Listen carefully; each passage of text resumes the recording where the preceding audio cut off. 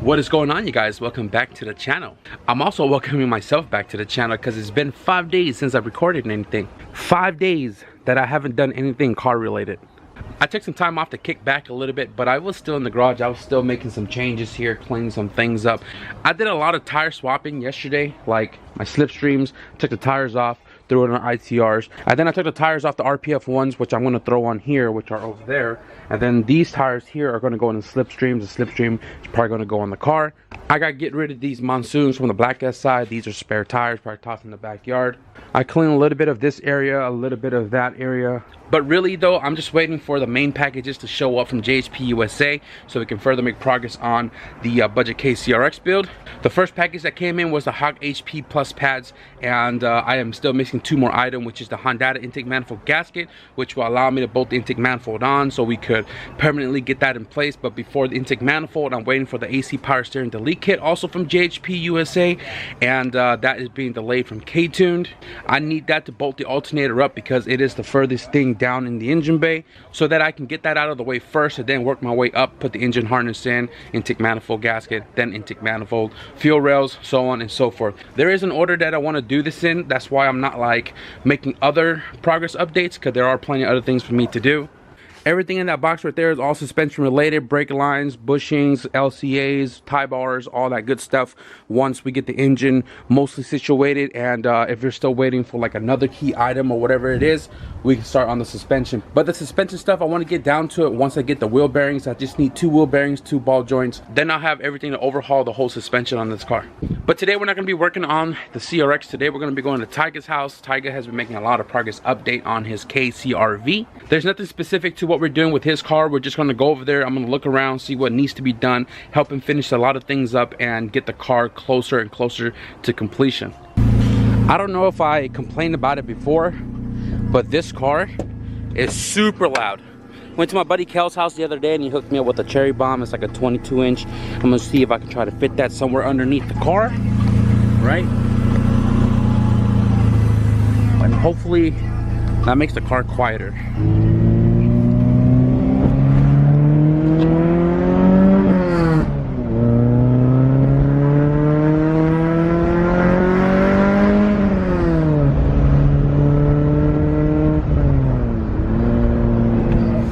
Oh, the blue valve cover's not on, huh?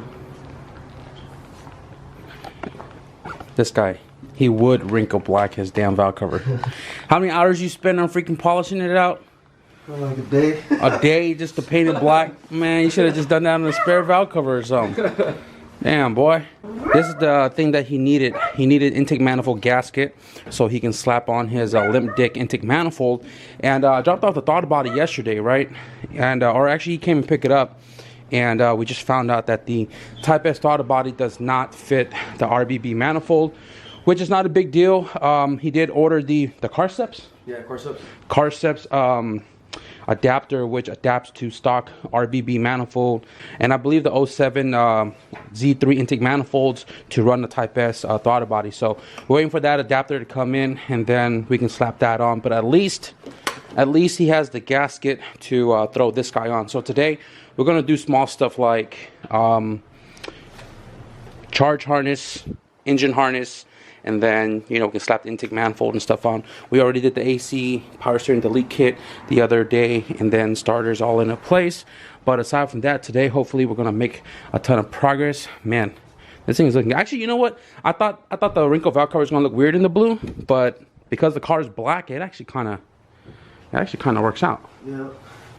So when he came by the house yesterday, he brought his oil pan. This is from the junkyard, the motor. And these lazy guys, they punch a hole in the pan to drain the fluid instead of just taking a bolt out. So yesterday I had to weld that up. Bottom side, inside. And Tyga's going to clean all the RTV off so we can put the oil pan back on. But in the meantime, engine harness.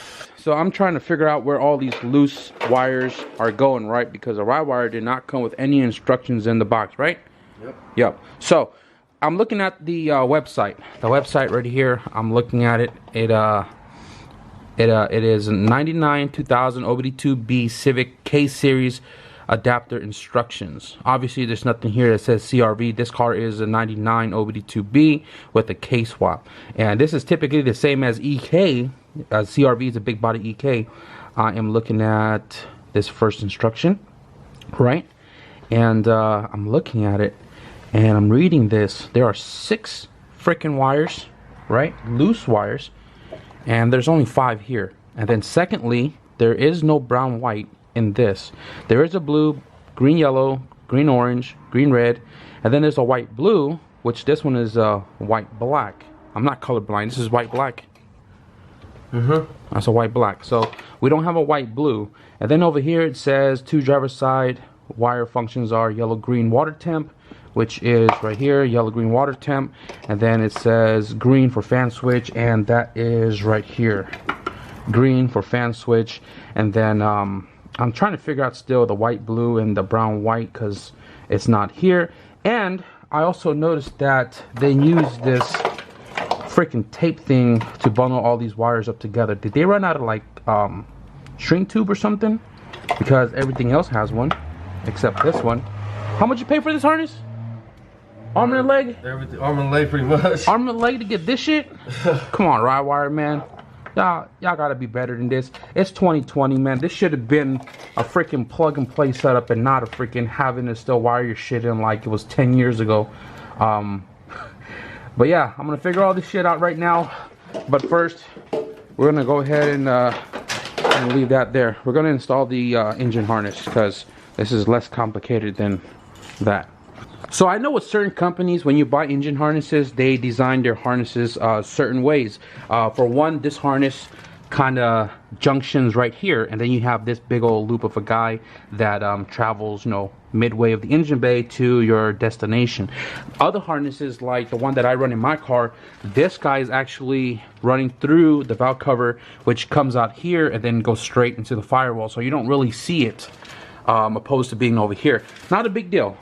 Just noticed that when I started plugging everything up. So right now, guys, we're just gonna run the harness, and then Tyga is gonna do the intake manifold, so we can probably get down on the fuel rail. Pretty simple. Coil pack goes on top because that's where we're sparking.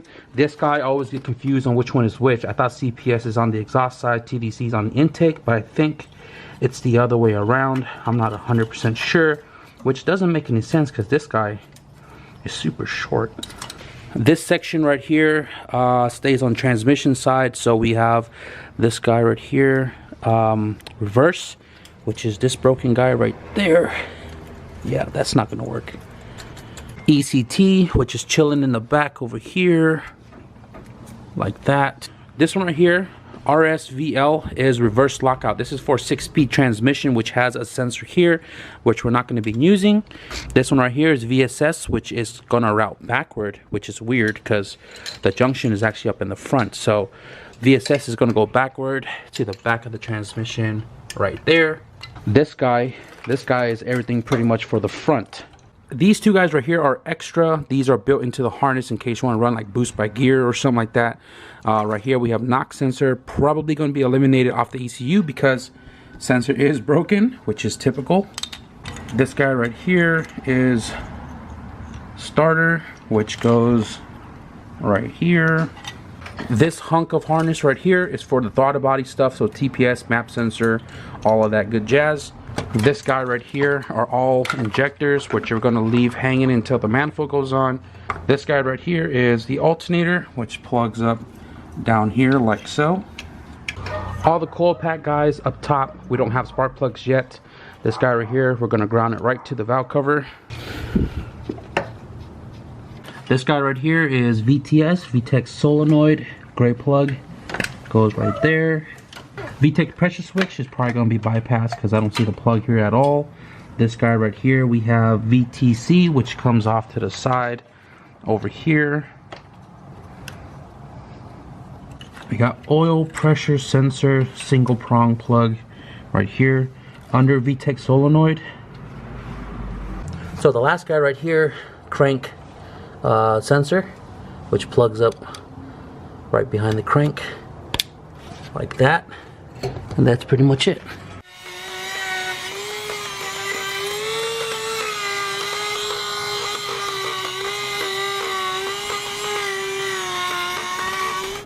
So guys, I drilled out the center of this manifold, so that way we can fit the injectors through the center instead of looping it around this end or this end. So I had to trim it out pretty big to fit one of the plugs to ensure if it's going to work. And if it does, I'm sure all four will go in. Put one in real quick. Just yeet. Oh yeah, we're good. So I'm gonna go ahead and bolt this guy back in and run the injector plugs and get that all situated. Chill, my guy, coming up through the center of the intake manifold. Boy, does that look really clean. Got the power wires all extended. We have the alternator right there, and then we have the starter here. We're gonna zip tie it together so it looks more uniform. It goes underneath, fuse box, and then battery terminal. So right here in this box, guys, this is the box that I brought from home. I got a crescent wrench, and then I got an AN-6 wrench, and then these are all my fuel stuff for my CRX. But I brought all my extra lines and fittings just in case. But we have to build his fuel system. Originally, he has the back line here converted for a -6 with a Russell filter, and this was for B series. Obviously, it used to sit like right here. Now we're gonna have to make a new line from here that's gonna go all the way around to his fuel rail. And right here I brought multiple fittings to see if we're gonna do a straight, a 90 or a 45, probably a 45 to kind of angle it right here in between the valve cover and the stud. And then we got to figure out a place for his regulator. But right now, first step, make a new line from there to here. So this right here is a Vibrant Unit 21406-645 swivel hose end, and this right here is going to go to the fuel rail. That's going to go on like that. Oh, dang it. Nah, it should clear.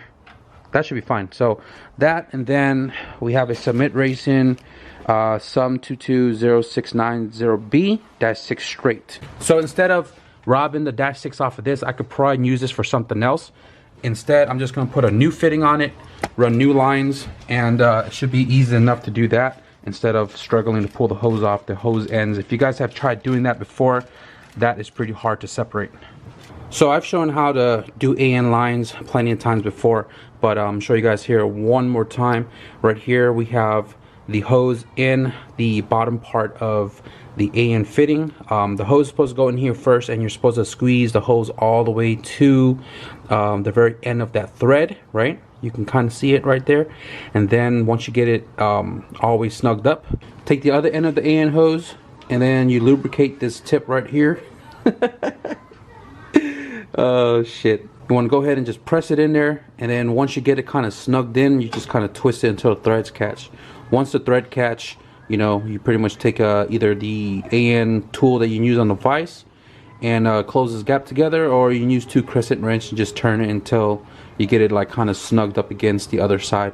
So just like this, not super close gap, but nice and tight, nice and firm. Hose is not going anywhere. That should be good. Got the -6 into the filter, kind of give it a little bit of slack, running it right here along the tower, and then I marked it out right here with masking tape because you don't want this to fray. This is nylon and not stainless steel, but you do the same thing for stainless steel. Masking tape, measure it out. I'm probably going to cut it right in half right here. That should be enough, and enough slack for engine movement, and that'll be our feed line. I don't know, like every time I do one task on Tiger's car, I'll just turn around and keep looking at mine. Like, I actually kind of like the way it looks on those wheels. I still want T37s though. Anyways, guys, so right now we're about to do the fuel pressure regulator. This is a K-Tune unit that he picked up from Nomis, and this is a new one actually. This is an E85 compatible. I've never seen this one before. My brother's wagon has the old unit, but this has all the fittings included. This is like optional. You can buy with or without the fittings. It has a -4 on the bottom, -6 on the side, and we got one side plugged off because we're going to be remotely mounting this on the tower. Typically people have it mounted right there. Some people actually run like an orb fitting and have the regulator on the fuel rail itself, but we're not going to do that because we don't have the fittings to it. And shout out to Nomis as well. He hooked it up with the Pro Series Golden Eagle fuel rail for the K-swap, which was supposed to be mine, but he don't want to trade for my chrome one. So anyways, we're gonna mount this on the firewall. We're gonna use one of the holes on the bracket, which is provided as well too. We're gonna use this guy right here, bolt it. Wait, that's not even a freaking bolt hole. I thought it was a bolt hole the whole time. I didn't say butthole, I said butthole, okay? So the cool thing about this bracket is that you can take it off and adjust the bracket in any orientation that you want, diagonal, straight, horizontal, perpendicular, whatever. But we were able to get it to where we can fit it under the brake master and have enough room to adjust the regulator if we have to. And it is bolted down with 110 mil here, nice and firm, right? Now we can make the line to go from here to there. Pretty much just 2 straights, -6. Done. Last one we got to do is the one on the bottom right there to the fuel return line, which is right here. This one we're going to be using a tube adapter, which is this guy right here. This is the tube size for the newer chassis because it's typically 5/16 over here, and then it's like a 3 something over here. I don't remember what it is, but this one pretty much uses a brass compression ring. And what you do is you cut the tube off over there, you insert the sleeve, this one right here, and then the compression ring right there, and then you thread this guy in, and then you tighten it down. That's going to squeeze the compression ring to the tube to create a tight seal, which then converts your line to a -6. We're doing a -6 instead of a -4. At the end of the day, the hard line is the same size, so it shouldn't really mess with fuel pressure. Although this car is all motor, it's really not going to suffice a lot. So I'm going to go ahead and do this real quick, and then we'll build that line on the bottom. Please ignore the mispainted spot right there. So we got the tube sleeve in place, we got the tube fitting in place, and now what I got to do is put this guy on like that, thread the bottom to the top, tighten them down. That's going to compress, convert this whole line to a -6. I just finished up the fuel system. We got this little S-shape -6 from the bottom of the regulator to the line. That's going to work out perfectly fine. So the last thing is the fuel pressure gauge, which is also provided from K-Tune. Probably going to put it on the regulator itself because there's no ports on here. Yeah, there is no ports on here, but we can still see fuel pressure from right there, so that's not a big deal. But other than that, I think that's gonna wrap up the fuel system part of this car, and probably gonna step inside the car a little bit and tinker with the harness. There's not much more we can do until we get the adapter here, go to the store, get the plug for that. Probably gonna situate the radiator a little bit, and we can't put the slave on because I gotta make a bracket for this broken guy. He does have it here. I did leave the fitting at home because his line in is a -3, so I'm still missing all of that. But aside from that, progress, guys, that's important for us here. And I'm gonna go ahead and button this up and move on to the next task. So I didn't make a trip home to go get my RTV because this guy was gonna use some blue RTV he found on his shelf. Jesus himself just showed up, and this guy actually has great RTV in this car, I hope. Crossing fingers. If he does have some great RTV, this guy can finally throw his oil pan on. And I've just been working on the wiring, guys. It's a little confusing because this harness did not come with any instructions. So what I did was I had to cross-reference 03 RSX Type S with Honda CRV pinouts right here. This one right here is for 99 Honda CRV, and then I had a cross-reference with the wire instructions on his website.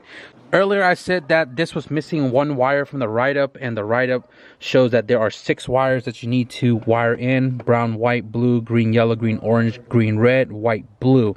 Now on this harness, right, the 5 wires right here, I don't have a brown, white SCS 810 service check engine signal. I do have a blue, green, yellow, green, orange, green, red, and I have a white, black. This is a white, black, even though it says white, blue, and that's why I had to cross-reference, because I got to figure out what white, blue is. It says right here brake switch, and then I went over to the RSX and looked up brake switch, which was the E plug right here. You can see right there at the bottom there's a white, black, which is actually this guy right here. And then I looked it up. It says connector E, slot 22, white, black, brake switch. So then I went to the CRV to look up where the brake switch was at, and it shows all the way at the bottom on slot 31, brake switch, color green, white. And I went to go look it up at the slot over here 31, and then over here on 31 it is a green white, which then I adapted the white black too. Sorry I don't have any lighting in here, it's kind of dark, right? But I did get the fire wires wired in, and what you got to do here is you have to wire the wires, the loose wires, to the ECU plug chassis side, not the ECU side but the chassis side. So you can see all these wires are bridged in. I don't have any solder, I don't have my electrical box here to do all that. I'll fix all this another day. But typically these harnesses come with the ECU adapter for you to be plug and play, but I'm not sure why this one isn't. So I had to wire this in kind of like how these companies were back in the days before 100% bolt-on harnesses.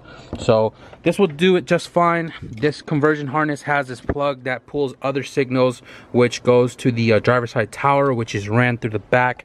He pulled the plug through over there, and that's all hooked up. And this is not going to be running through the engine bay and having an extra harness sitting on the firewall looking horrendous. For sure, we've made a lot of progress today. We did the fuel line stuff, we did the harness, we did the intake manifold, the harness inside of the car, and homeboy is finally doing the oil pan now.